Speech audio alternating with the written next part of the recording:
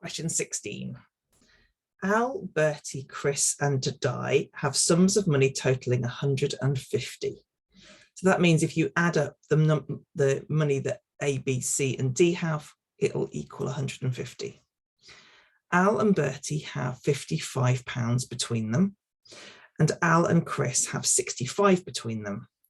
What is the difference between the amounts that Al and Di have? So I'm going to put this together as an algebraic, I'm going to form algebraic equations, and then I'm going to use that to solve it. So I'm just going to call each of the persons by their first letter.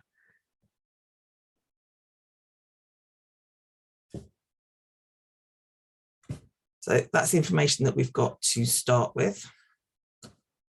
We're also told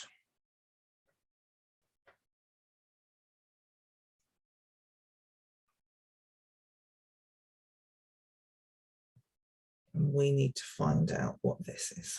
So I'm going to call this number 1, 2, and 3. So I can rewrite 2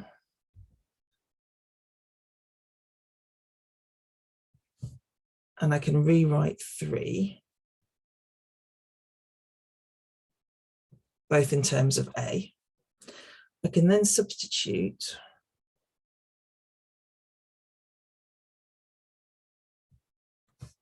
so I'm going to put B into here and C into here.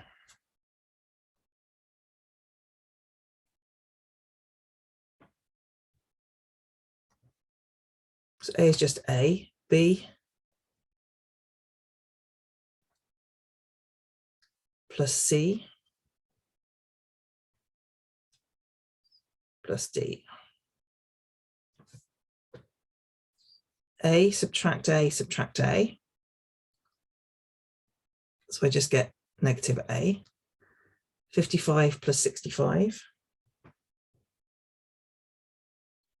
And then I still have that D there.